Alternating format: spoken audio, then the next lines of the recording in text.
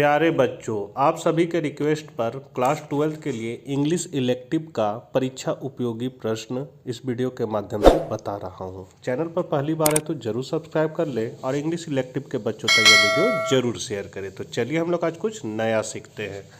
सबसे पहले आपको ये पैसेज को पढ़ना है और इससे संबंधित आंसर देना है। पैसेज कह रहा है कि जब थॉमस 15 वर्ष का था, वह एक बहुत ही बुद्धिमान और उदार लड़का था। वह अपना दिन केवल पढ़ने, खाने और सोने में व्यतीत करता था। इसके अलावा उन्होंने कुछ नहीं किया। जब उनकी कक्षा के शिक्षक उनसे कोई प्रश्न पूछते तो वे उसका तुरंत उत्तर देते। वह हमेशा अपने आप को सामाजिक गतिविधियों से दूर रखता था। लेकिन एक बार जब वह अपने स्कूल जा रहा था तो उसने देखा कि एक बहुत बूढ़ा व्यक्ति सड़क के किनारे भीख मांग रहा है। पहले तो उसने सोचा कि उसे वहीं रुक जाना चाहिए और उससे पूछना चाहिए कि वह भीख क्यों मांग रहा है, क्योंकि वह ऐसा करने के लिए बहुत बूढ़ा था।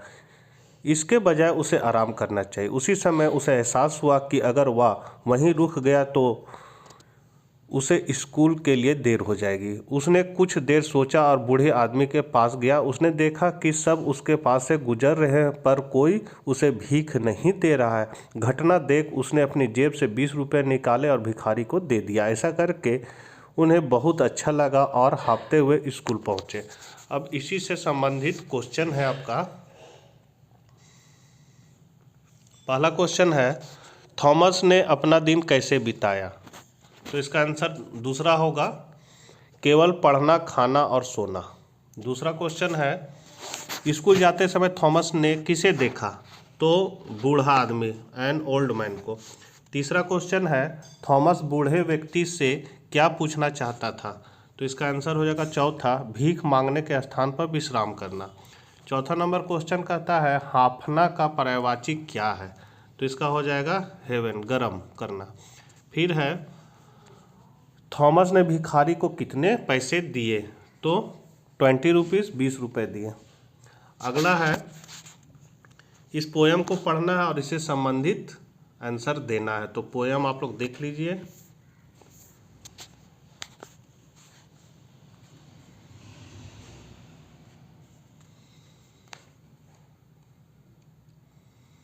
इसमें छठा नंबर क्वेश्चन कह रहा है, राजदंड का अर्थ है। तो इसका तीसरा ऑप्शन सही हो जाएगा, भौतिक शक्ति और भौतिक शक्ति। फिर है सातवां नंबर, वर्षा और रहमत दोनों कहाँ से आती है? तो ऊपर से, एभव। आठवां है, शब्द विशेषता का अर्थ है। तो इसका हो जाएगा तीसरा, क्वालिटी। फिर 9th है, यह टेम्पल शब्द का अर्थ है। तो यहाँ पर हो जाएगा सांसारिक। 10वां नंबर क्वेश्चन है,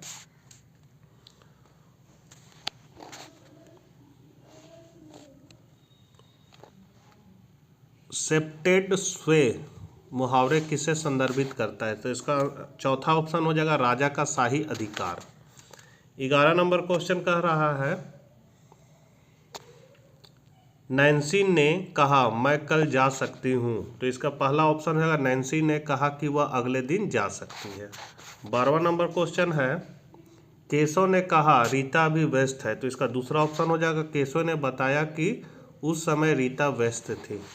13 नंबर क्वेश्चन है, शिक्षक ने कहा आप निलंबित हैं। इसका चौथा ऑप्शन है, शिक्षक ने कहा कि मुझे निलंबित कर दिया गया है। 14 नंबर क्वेश्चन, उन्होंने कहा मैं एक महान सलाहकार रहा हूँ। तो इसका पहला ऑप्शन है, उन्होंने कहा कि वह एक महान गुरु थे। 15 नंबर क्वेश्चन है, विदुषी ने कहा हम समर ट्रिप पर गए थे। इसका तीसरा ऑप्शन है, विदुषी ने कहा कि वे गर्मियों की यात्रा पर गए थे। 16 नंबर क्वेश्चन है, ये सभी किस प्रकार के निबंध हैं? तो ये हो जाएगा व्यक्तिगत निबंध।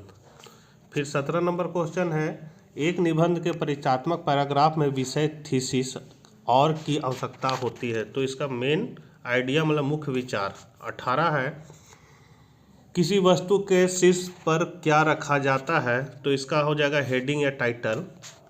फिर 19 नंबर क्वेश्चन है, किसी लेखक के शीर्षक के ठीक नीचे क्या रखा जाता है?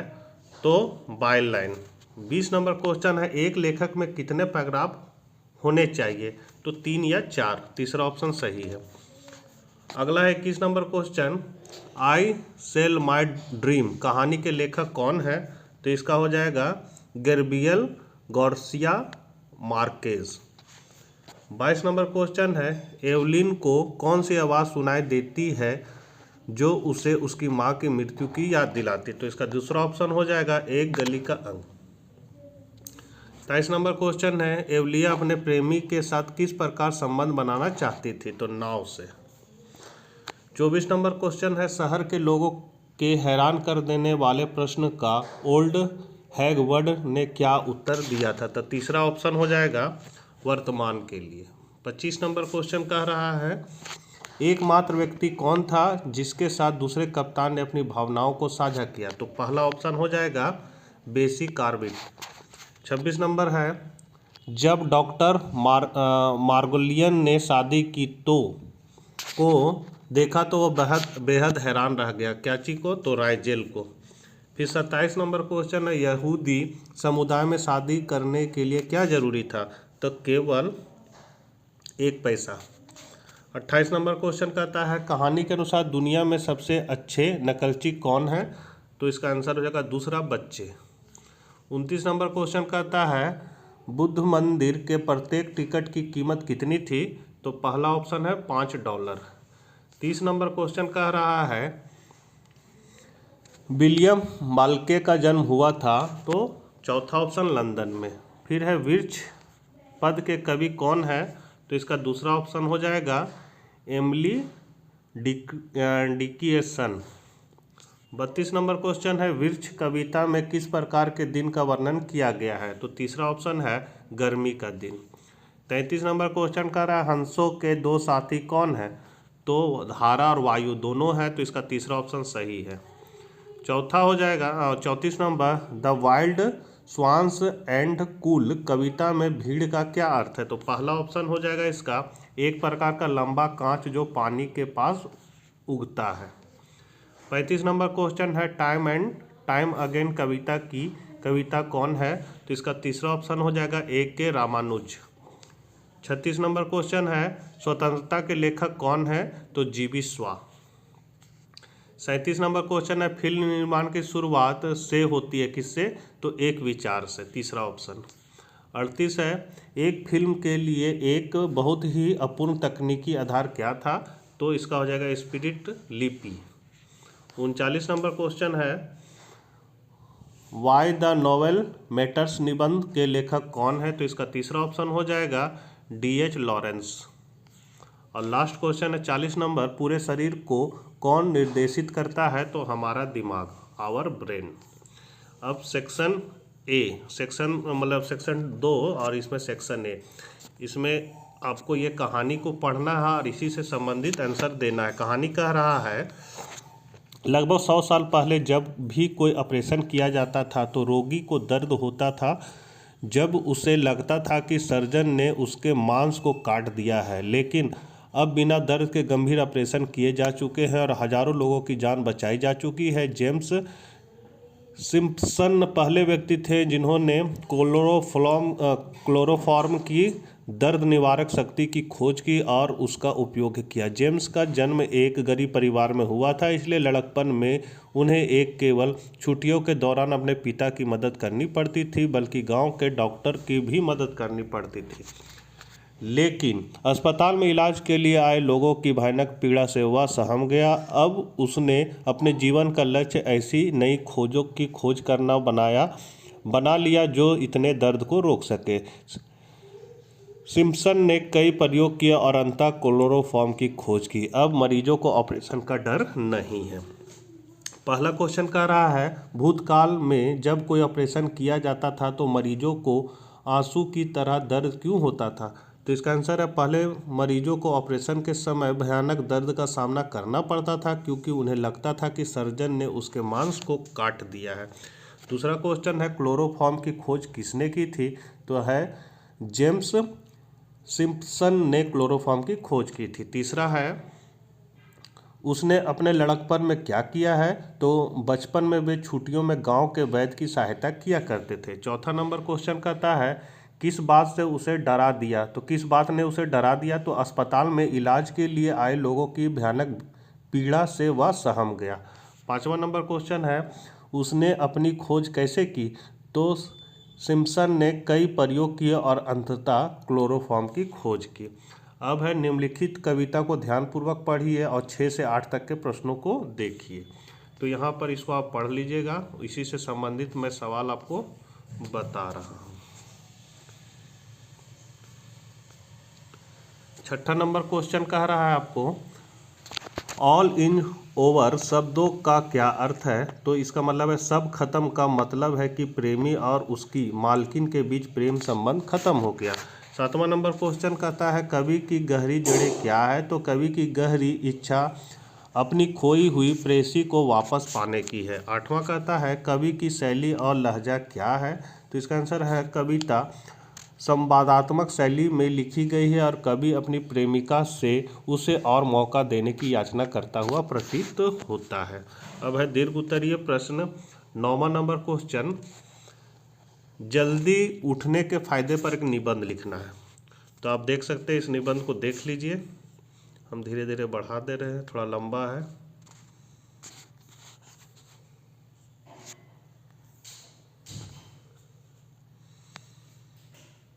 ऐसे क्या लिखे बता देते हैं।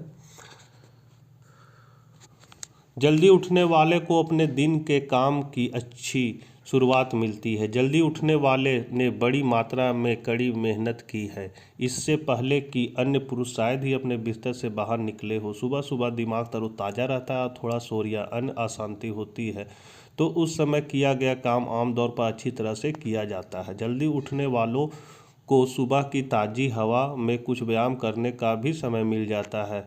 यह व्यायाम उसे ऊर्जा प्रदान करता है जो शाम तक रहता है। वह जानता है कि उसके पास काम करने के लिए पर्याप्त समय है, इसलिए वह अपना काम खत्म करने के जल्दी में नहीं है। उसके सभी कार्य शुभ मुहूर्त में समाप्त हो जाते हैं। बिस्तर पर जाने से पहले उसके पास आराम करने के लिए लंबा अंतराल होता है। वह जल्दी सोने और जल्दी उठने के लिए एक आदमी को स्वस्थ, धनी और बुद्धिमान बनाता है। कहावत का पालन करता है। यह स्पष्ट है कि आदमी जल्दी सो जाता है और देर से सोने वाले आदमी की तुलना में अधिक स्वस्थ होता है, क्योंकि उसकी नींद कम होती है। उसके बाद है बेटी बचाओ बेटी पढ़ाओ या कन्या भ्रूण हत्या पर एक संक्षिप्त रचना लिखें। तो बेटी बचाओ बेटी पढ़ाओ पर ये निबंध है, आप इसको देख सकते हैं। इसको लिख लीजिएगा, कॉपी में नोट कर लीजिए। और फिर है कन्या भ्रूण हत्या पर है एक निबंध आपको लिखना है। इसी तरह निबंध लिखेंगे।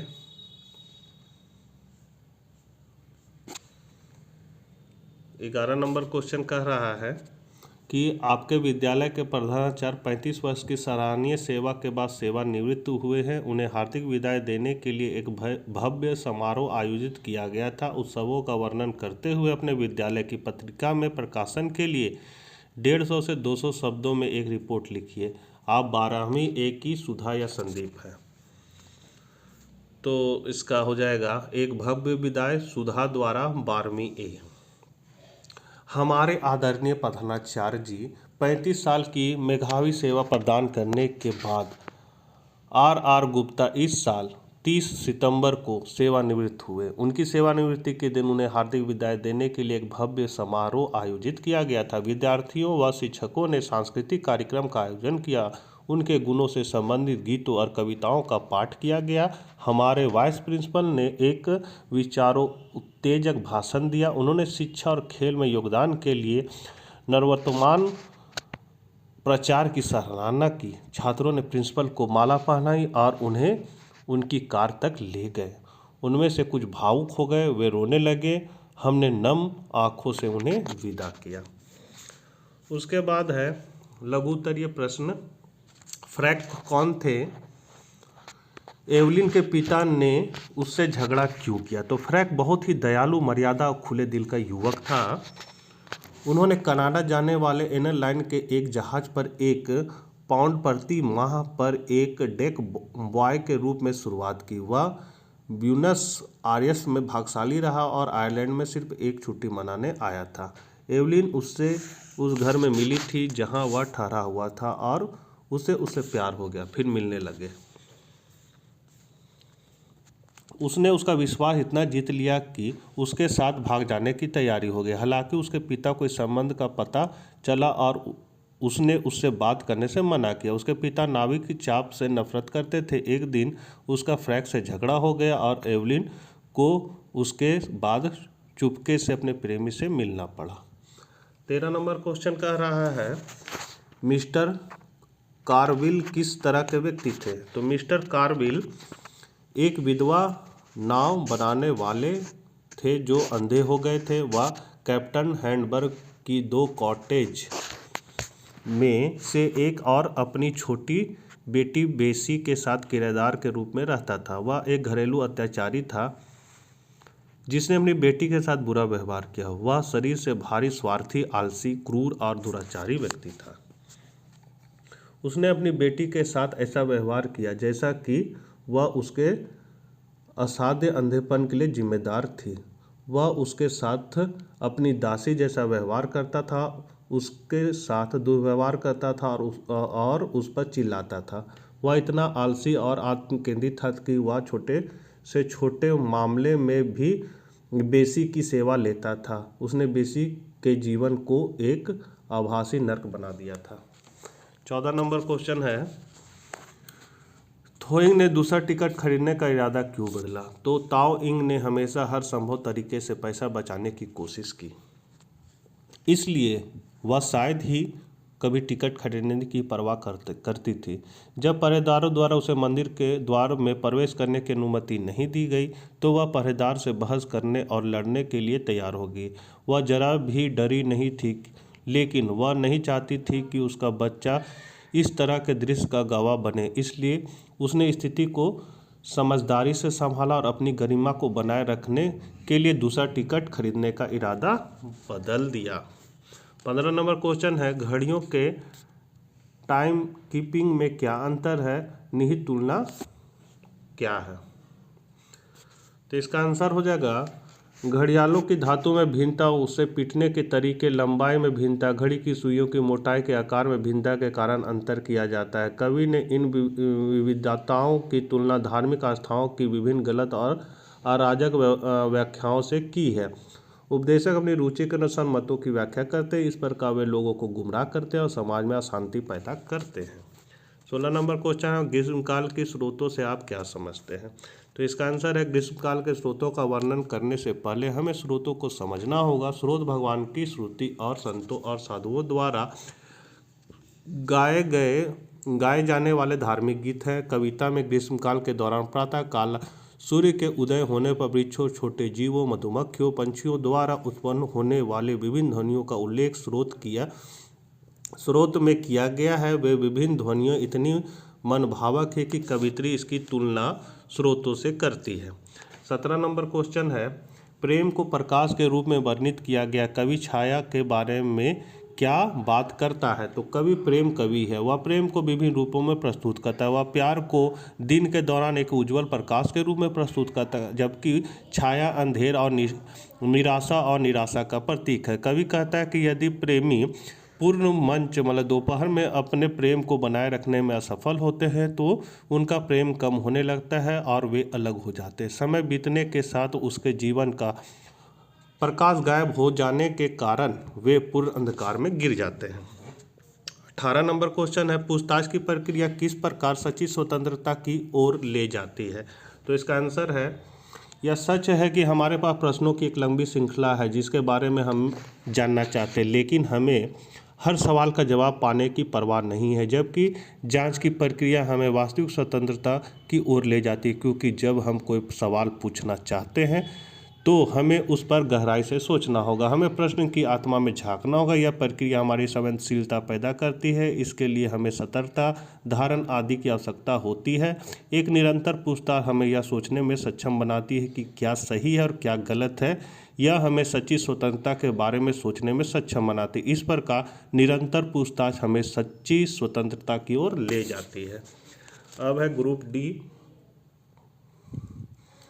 19 नंबर क्वेश्चन कह रहा है टूटी हुई छवियां शीर्ष की उपयुक्तता के बारे में संक्षेप में लिखे। तो गिरीश कर्नाड ने नाटक को ब्रोकन इमेज शीर्षक दिया था, जो नाटक के दो अर्थ बताता है। शीर्षक नाटक की विषय वस्तु से मेल खाता है।